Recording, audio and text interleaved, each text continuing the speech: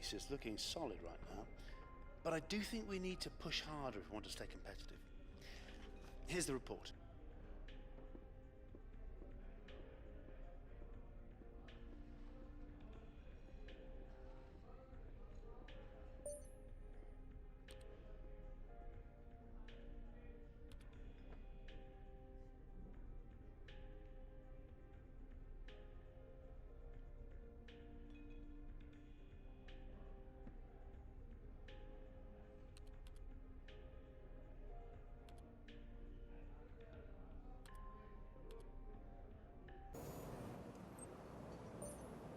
Great stuff. You've pretty much nailed this circuit. This is a really strong foundation to build from over the weekend.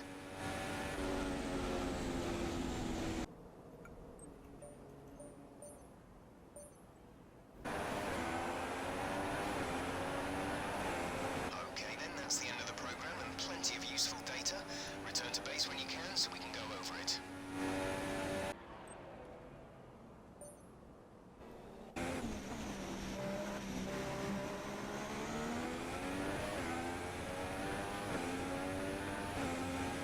That's the end of the program. Box this lap so we can analyze the data. Box this lap. The cars are now over the line. Your top three again are a Haas, Vettel and Nico Hülkenberg. That's it for practice then. We'll see you again soon.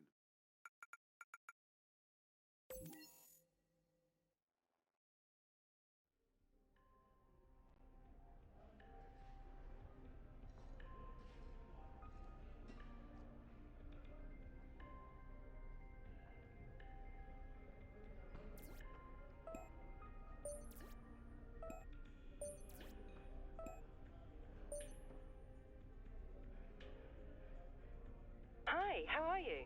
I'm just passing on your qualifying goals for this weekend.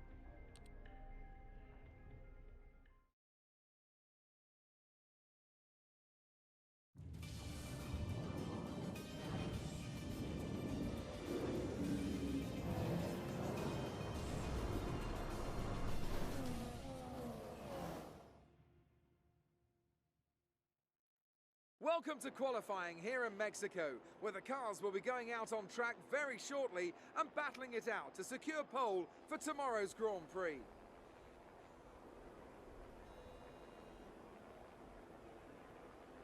This is the kind of track that eats rear tyres for breakfast, or so I'm told by more experienced drivers than myself. Well, tyre management is key here, specifically the rears. It's all too easy to overheat and wear the rear tyres as they're punished out of the low-speed corners. Most teams won't be able to avoid some kind of issue here, especially the teams that are running less downforce.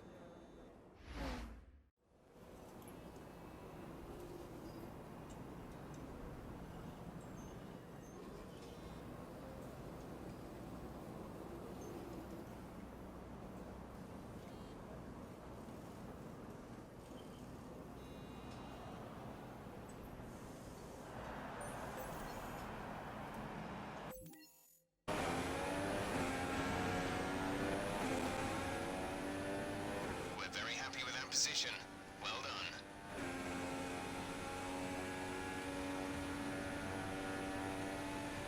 The grid is all set then for the race tomorrow. But before we go, let's quickly remind ourselves of our top three, who are Vettel, Ricciardo and Kimi Raikkonen. It's time to leave for now, but we'll be back tomorrow when the Grand Prix itself gets underway.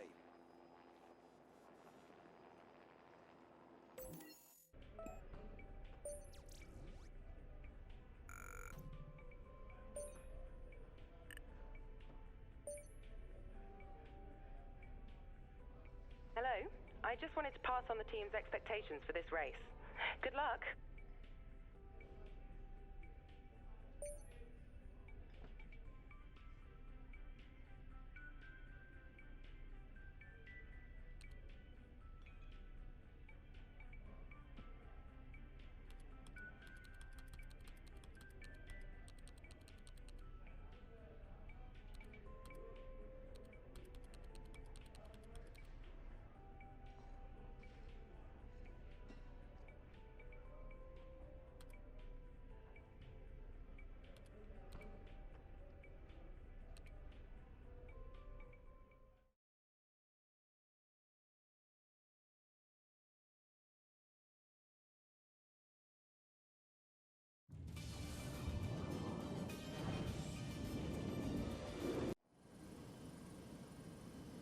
air may be thin here in Mexico City, the atmosphere is anything but. The crowd have been chanting and singing, not just this afternoon, but throughout the entire weekend. There's a great love for Formula One here, and no small amount of expectation. Let's hope today's Grand Prix can meet it. At 2,285 metres above sea level, the thin air of the Autodromo Hermanos Rodriguez poses a unique challenge, not just to a driver's skill, but to the efficiency of their engines as well. 17 corners make up a lap of this 2.6-mile circuit, and you can expect incredible speeds in excess of 220 miles per hour, and overtaking too into the hard braking zones of turns 1 and turn 4. And joining me amongst the cheers of the phenomenal Mexican fans, it's Anthony Davidson, and welcome along to this historic circuit. What an occasion this is. Yeah, it's hard to believe when you see the passion this country has for the sport that Formula One was away from Mexico for so long. It's fantastic to be here, and let's hope that the race lives up to the party atmosphere we've got going. It's a real fast track this. We get up to Monza levels of speed down the main straight thanks to the high altitude here at over 2,000 metres above sea level. And with that comes the challenge of having less downforce in the corners. So that makes it a really demanding circuit, both for the drivers and engineers.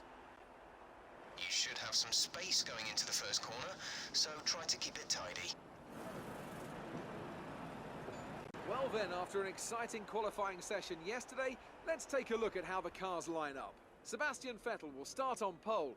Fantastic qualifying from the multiple world champion. And P2 goes to Daniel Ricciardo, a strong showing from the Australian. Looking down the rest of the grid, we have Raikkonen, Verstappen, Nico Rosberg, and a Haas. Hamilton, Perez, Button, and Roman Grosjean. Sainz, Massa, Daniel Kvyat, and Hülkenberg, Bottas, Alonso, Kevin Magnussen, and Jolyon Palmer. Nasser and Wehrlein, Marcus Ericsson, and Rio Haryanto completes the grid. Now it's almost time to lights out, so let's go down to the track.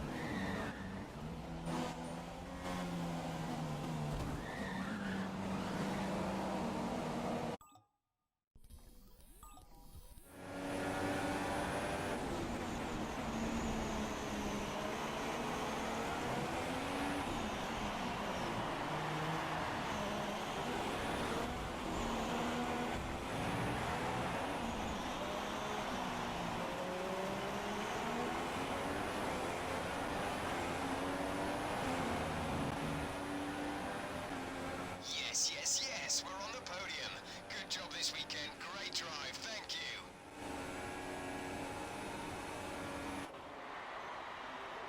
So, another excellent win from Ferrari.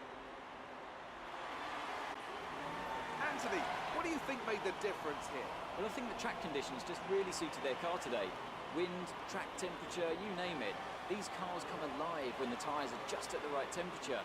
So the more easily you can keep them there, the better your race tends to go. And that's exactly what happened. Their car just looks so comfortable out there. And as we can see, it's time for the podium. And as the drivers make their way out, there's a familiar red suit making its way to the top step. Fantastic win for Ferrari.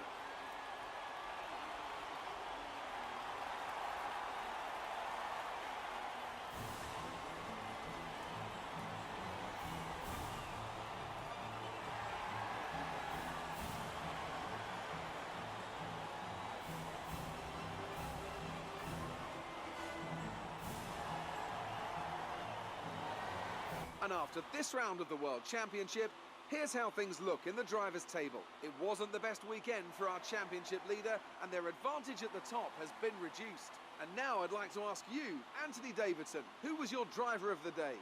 It's got to be Romain Grosjean. He was in another league for me today. Really impressive. It may already be wrapped up, but let's look at the Constructors' standings. With that result, Mercedes secure the Constructors' title. They've been truly outstanding since the very first round of what's been a thrilling championship. There'll be plenty more twists and turns to come this season. I hope you can join us at the next race to see just who will come out on top.